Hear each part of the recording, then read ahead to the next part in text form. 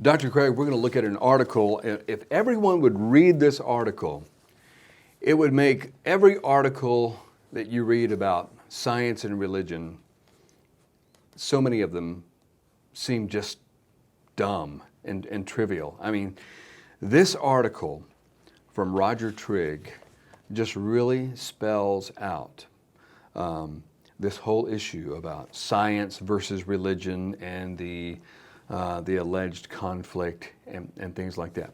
And Bill, we talk about this topic a lot on these podcasts, but this is out of necessity because it just continues to come up. We've done multiple podcasts on it, but let's continue and let's try to expand as much as we can and offer, get some fresh insight from you as much as we can. But as I peruse the internet on this topic, this is still an issue. Do you know what I mean? Yes. And so we're going to look at an article by Roger Trigg, who is Professor of Philosophy Emeritus at the University of Warwick in England, and so a philosopher of some eminence. Yeah, he was the founding president of the British Philosophical Association. And the name of this article is Why Science Needs Metaphysics. Byline, science can't tell us whether science explains everything. Science can't tell us whether science explains everything. We'll begin, let's once again define metaphysics. Well, metaphysics will be a philosophical inquiry into the nature of ultimate reality. What is the nature of the world, not simply on a scientific level, but ultimately.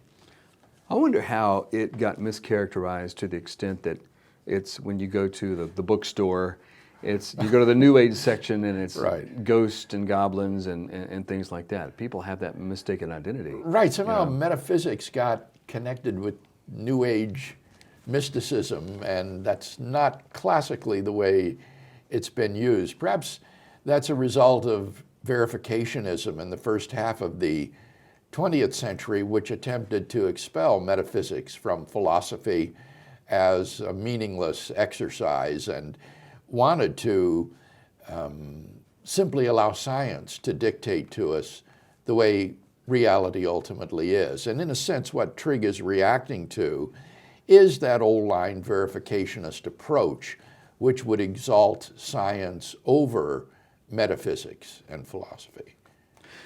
He says, theories are more underdetermined by empirical results than ever, but scientists are reluctant to admit that the arguments that they put forward are philosophical and metaphysical. Their theories provide a framework in which they can operate, but they are removed not only from actual observation, but from what in principle can be accessible to us, our descendants, or even any possible observer in our universe.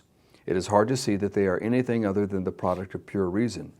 Just because scientists use reasoning does not make it science, but the gist of this that I just read, Bill, is that he apparently detects this reluctance to admit that philosophy is what they're doing quite often as scientists. So it's not just us, it's not just others who have been jumping up and down on this. That's right, and it is ironic because sometimes these same persons will decry philosophy as a pointless and empty discipline, which is no good and serves no purpose. And yet, if Trigg is right, they actually are themselves, unwittingly perhaps, engaged in philosophical and metaphysical pursuits. It says, those who say that science can answer all questions are themselves standing outside science to make that claim.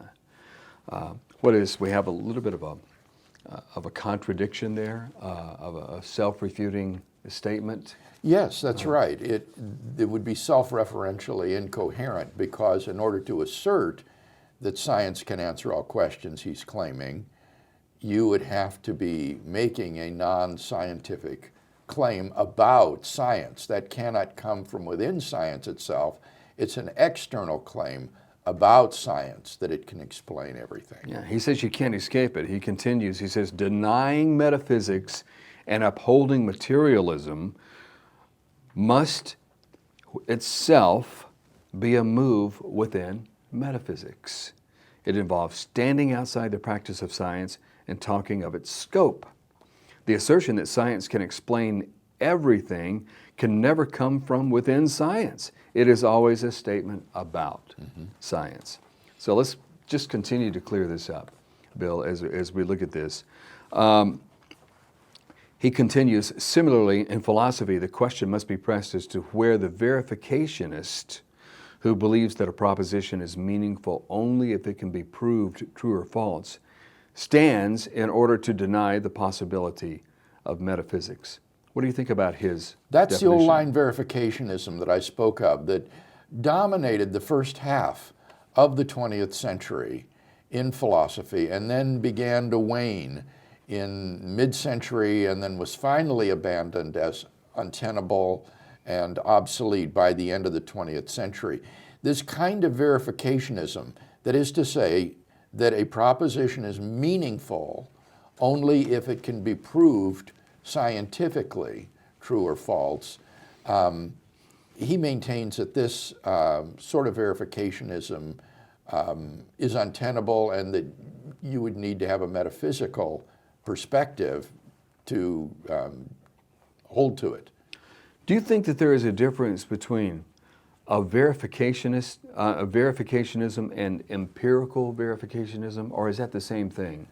I mean, usually when we say verificationism, we mean empirical verification. Well, when we're thinking of philosophy, verificationism is this theory of meaning that Trigg is talking about. But obviously, when scientists are doing experimental work, they try to verify their theories through empirical evidence. But that's not the theory of verificationism, which is a theory of meaning. It would be better to say that they're committed to experimentalism, that they don't just theorize, but they go out and look for empirical evidence for their theory, and so that would be an experimentalist. He implies that A.J. Ayer kind of tried to get around this by saying that the verification principle is an axiom. Well, he says that, though, does not settle the question of why we should choose such an axiom. It seems somewhat arbitrary and leaves open the possibility that others can just choose a different starting place without fear of rational criticism. Nothing has been solved. So it doesn't solve the problem by saying, no, empirical verification is an axiom. The idea there is that the verification principle itself shouldn't be applied to itself. You shouldn't say, well, this statement is meaningful only if it can be proved by science to be true or false. Ayer would say, well, it's just an axiom from which you begin. You start with this as a foundational principle. And Trigg's point is, but then it just becomes arbitrary because there's no evidence for it. It's an arbitrarily adopted axiom. Why should we do that? I think that's actually understating the difficulty of the verificationist position. The fact is, this is an axiom that is utterly, utterly implausible because it would foist upon us an understanding of meaning that is so narrow that the vast majority of human speech and language would have to be dismissed as meaningless. And if you've seen my debate with Peter Atkins, the first one at the Carter Center in Atlanta, he's an old line verificationist who thinks that if a statement cannot be scientifically proven, then it's just meaningless. And in that debate, I list something like 5 different fields of study, including mathematics, metaphysics, aesthetics, ethics, and so forth, in which there are clearly meaningful statements that cannot be verified or falsified through empirical science. And he has little response to that. Who was the moderator of that debate again? William F. Buckley. William F. Buckley. After you listed those 5, he said, put that in your pipe and smoke it. Exactly. I mean, he was pretty impressed by that. So Trigg is quite right here. This would just be an arbitrary convention which the verificationists might adopt, but then would leave us saddled with an utterly implausible theory of meaning. Well, he goes on to say that philosophers have talked about the impossibility of a God's eye view. That is, none of us can stand outside all human understanding and conceptual schemes and talk of what there is or could be. We are all anchored where we are. He said this is a truism, but it can quickly result in questioning the possibility of any detached reasoning. And that's one of the things that those who really, they promote scientism, Bill. That's what they really try to claim as a hallmark of science, is that it is detached reasoning. It's totally objective. Mm-hmm. It gets rid of all the subjective elements to it. Now, Trigg wants to defend the objectivity of knowledge and reasoning here. He admits that we all are anchored in our language in particular, and the cognitive frameworks out of which we work, but he doesn't agree that this leads to a kind of relativity of truth and knowledge. In fact, if you think about it, that statement, none of us can stand outside all human understanding and conceptual schemes and talk of what there is or could be. Is that statement made simply from within a particular conceptual scheme? If so, well then it's not objectively binding and we don't need to agree with it. But if it is true in an objective sense, independent of a conceptual scheme, then it's false that it leads to any kind of relativity or non-objectivity. Even though we proceed from within our conceptual frameworks and language, that's not a good reason to deny that we can get at objective truth and know the way the world is. In fact, I think that very often through language and conceptual schemes, we can latch onto the way the world is and understand reality. It reminds me of the old, when someone makes the claim, which you hear quite often, there's nothing beyond the human mind. There's nothing outside of the human mind. Well, you'd have to go outside of the human mind in order to determine that. In other words, you've been there and come back and say there's nothing there, but then you've gone beyond the human mind. That's very much in the spirit of Trigg's critique, I think. It's that in order to make these statements, you have to assume an extra scientific standpoint, which the position prohibits your taking. It wants to say science gives all the answers. You're stuck within your scientific framework, and therefore you cannot make these kind of extra or external statements. And as you point out, in order to say that there is no objective truth, that there's nothing that science can't get at or nothing beyond human mind, you're already assuming that external standpoint. Yeah. Well, in this next paragraph, Bill, he really gets into an area that you've been looking at. He starts talking about mathematics. He says, mathematics, though, could be claimed to be merely a tool created by the human mind. Why then should we assume that it can express in compressible form the workings of physical reality?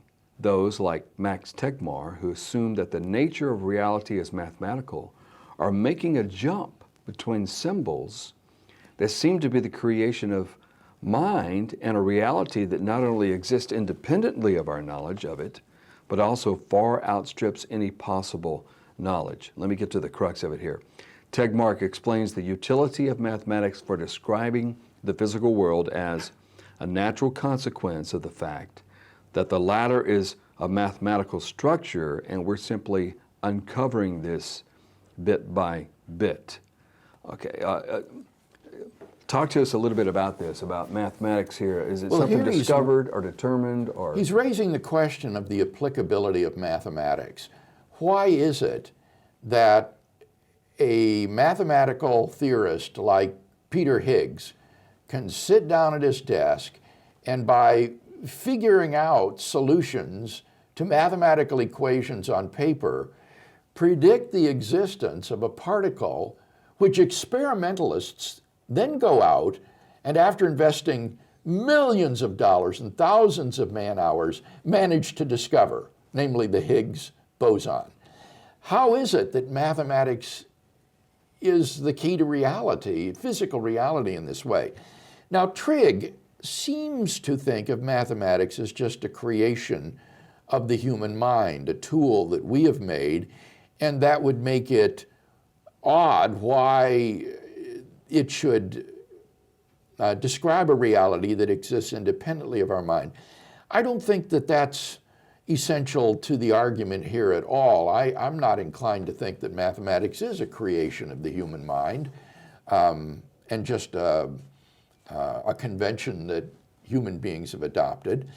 But even if you think that mathematical objects exist in some sort of a Platonic realm, that numbers and sets and functions and equations all exist, the question still is, how is it that the physical world is so structured that this abstract mathematical apparatus applies to it and describes it?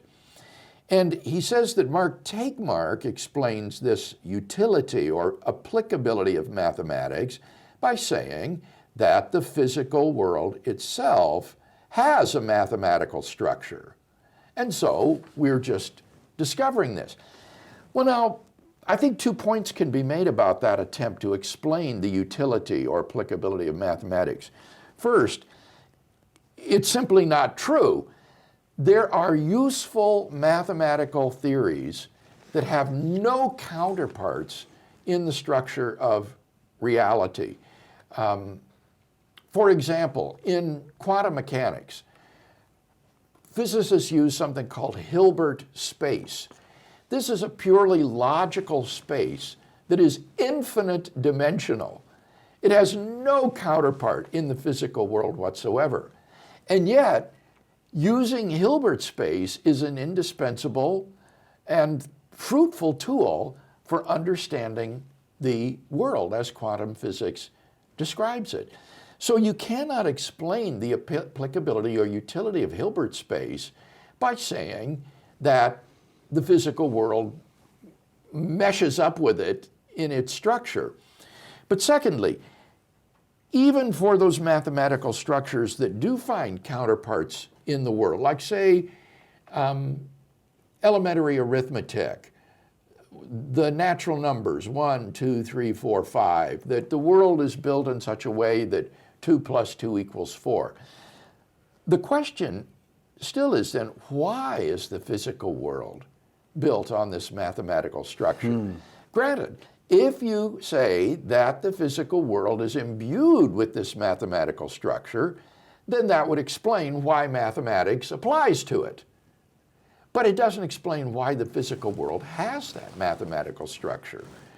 And here I think that the answer is most plausibly found in theism, that God has created the world in such a way that it has both a mathematical structure and also is so built or so constructed that these various mathematical theories like Hilbert space are applicable to it and therefore useful in describing it.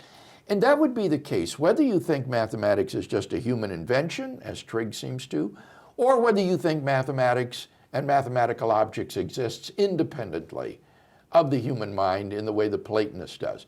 In either case, the explanation for the applicability of mathematics to the physical world will lie in the mind which designed physical reality to mesh up with such a structure and to be describable by such structures. Wow. Well, we hear so much especially those who would embrace some form of scientism, so common today, Bill, that science is the only way to discover reality. But he quotes Jim Baggett here. He says, reality is a metaphysical concept and is such beyond the reach of science. Middle of the page there. He points out that scientific realists assume that reality and its entities exist objectively and independently of perception or measurement. And so saying that science is the key to reality is not accurate. Reality, the nature of reality, is a metaphysical concept.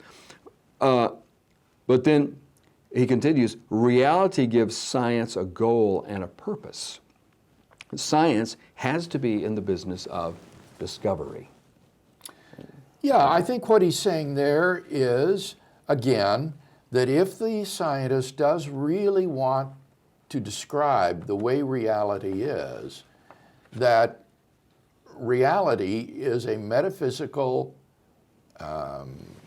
thing to which science can be applicable and can discover. And so this reality exists independently of science, and science is one of the ways to try to find out the way this reality is. And I would say that science does an excellent job in telling us much about the way the world is. That's not to say that we should be naive scientific realism. My own work on God and abstract objects has helped me to realize the degree to which even our best scientific theories are shot through with useful fictions, things like idealizations, like ideal fluids and ideal gases composed of an infinity of points, which no real fluid or gas is like, or a frictionless plane, or points at infinity. There are all sorts of idealizations, and then also theoretical entities like the Higgs boson before the experimentalists found evidence of it, which science postulates, but which are not provable by science and may even be known to be false, may even be known to be just useful fictions. So science shouldn't be thought of in a naive way as just giving us a picture of reality, but I do think that it does give us insights into the way the world is. A kind of critical realism, I think, would be the best position to take. By the way, he mentions Kant here. Anytime I'm reading something and I see Immanuel Kant come up, I usually run from the room because Kant is so deep. But he says, he asks, if we are embedded in a reality that can be beyond our reach, how can we hope to achieve any knowledge at all? Perhaps Kant was right, and what we think we know may simply reflect the categories of the human mind. We can perhaps only deal with things as they appear to us. How things are in themselves may forever be beyond our grasp. I wanted to bring that up, Bill, because I just wanted to see if you could maybe talk a little bit about what Kant meant by the categories of the mind. Well, Kant believed that we have certain inherent cognitive categories that we bring to the world when we look at it. For example, we put things in space and time. On Kant's view, you can't really say that things really exist in space and time. This is something that the mind imposes on reality. And he thought there were a number of other categories that the mind imposes on reality in order to structure it in this way. And so Kant has this bifurcation between appearance and reality. The way things appear to us, and then the way things are in themselves. And he denied that we have any knowledge of things in themselves, all we have is knowledge of things as they appear to us. Well, now, as Stuart Hackett argues, I think convincingly in his book, The Resurrection of Theism, this view is really, again, self-referentially incoherent. In order to say that there are things in themselves, and Kant did believe that, you have to already have gotten beyond the realm of mere appearance in order to assert that there's this distinction between things in themselves and things as they appear to us. You've already taken that external standpoint that Trigg is talking about. Moreover, what Hackett points out is that if the categories that we use to understand reality are categories in which reality itself is structured, then they will mesh up and we will have an understanding of the way reality is. This is rather similar to what Tegmark said about reality having a mathematical structure in it, so that when we use our mathematics, then mathematics will apply to reality. And the same would be true with these Kantian categories. If God has so structured the world that these mental categories line up with the way the world is, then far from making us skeptical about knowing things as they are in themselves, this will actually be the means by which we could know reality as it is in itself. On theism, God would create the universe in such a way as it could be discovered. Maybe not all at once, but he seems to have made things discoverable. We can discover. That certainly has been the mainstream Christian position, that God as a rational creator has made a universe that is amenable to rational exploration and discovery, and this helps to motivate the whole project of modern science. Whereas on this Kantian skeptical view, honestly, it's more like Hinduism, that all we see is the world of appearance, but we do not know reality, the reality behind the appearance. And I think that view is both, in a sense, self-refuting and also unprovable, because it just assumes that the categories that the mind brings to experience are not also categories of reality itself. And if they are, then we can know more than just appearance. We can know reality. And as you say, the Christian position traditionally has been that that's the way God has made the world, as well as the soul, so that we can know the world. Yeah. And that's a good thing, because we get to discover. Yeah. And we get to participate. And we get to, it makes the validates the project of science. Yes, it does. I don't run from the room quite as fast when David Hume is brought up, but he's brought up here. David Hume, an empiricist philosopher in the 18th century, tried to remove the need for metaphysics by saying that our reasoning concerning the uniformity of nature is not grounded in the character of reality. It is, he says, not reason, which is the guide of life, but custom. We merely expect the future to resemble the past, for example. So, talk a little bit about how what we're looking at. The sun came up yesterday, and it's been coming up, so we can assume that it's going to come up same way tomorrow, kind of a thing. This is the old problem of inductive reasoning. Just because every time you've observed A happen in the past that it's been followed by B, Hume says, how do you know that tomorrow when A occurs it will be followed by B?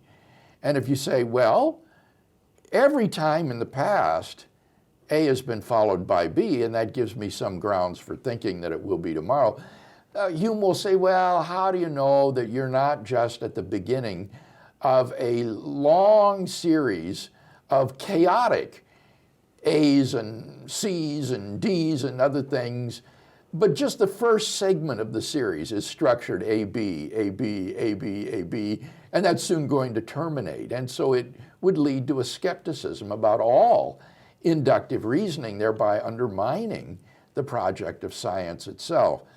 And whatever else might be said about this, I think, again, the theist will maintain that God has so structured the world that inductive reasoning will apply.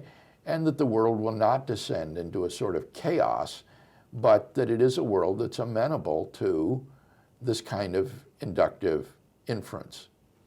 Okay. And he brings this paragraph to kind of a close here, saying, science becomes more the expression of human nature and our preference for the familiar than a quest for knowledge. We describe what happens and give up looking for any deeper explanation as to why it does. Now, he seems to be critiquing this view. Right, that would be his critique of the Humean view, that it ultimately undermines science as a quest for knowledge about the world. Okay. He says, concluding here, there is such a thing as scientific progress, and it happens through systematic trial and error. A scientific realist has to be wary, though, about how such realism is defined. A realism that makes reality what contemporary science says it is links reality logically to the human minds of the present day. Science is then just a human product, rooted in time and place.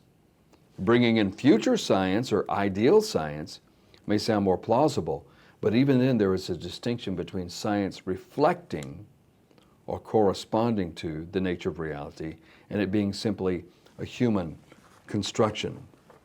I think the crux of it is what he says Einstein says. Even the greatest scientists, such as Einstein, have seen that the intelligibility of the world is a mystery. Mm-hmm. Yes, if you say that there is a reality which is not just constructed by science, but rather uncovered or discovered by science, then he says the question arises, why does reality have a character that enables it to be understood scientifically? And he says this, like the way in which mathematics seems to map the intrinsic rational structure of the physical world, this is presupposed within science and cannot be given a scientific explanation. It appears to be a metaphysical fact, and the explanation for which, if there can be one, must come from beyond science. And I, as a theist, would say the explanation is to be found in God. This is indeed a metaphysical explanation for both the mathematical and rational structure of the physical world, which is presupposed by science and makes science possible. And this shows that in order to justify science, I think theism provides a plausible grounding. Yeah. Bill, let me conclude today by asking you one of those Sunday school questions. Do you think that when we get to heaven, the new heaven and the new earth, that we will have all the answers? We tend to think, the reason I'm asking that is because, well, Paul said, right now we see through a glass darkly, but then we'll know. You got to put that in context. But kids seem to think that, and I've always kind of thought that as a kid, maybe still think it or thought it through adulthood, that when you get there, you're going to have all the answers. And you're going to know how all this works. But now I've kind of changed that, and God is infinite. We will remain finite even then, and we can discover God from now on. Right, you could go on, if it truly is infinite, you could embark upon an infinite exploration of truth and ever deeper insights into the nature of reality. I like that a lot better. I like the discovery than just knowing it all. Okay.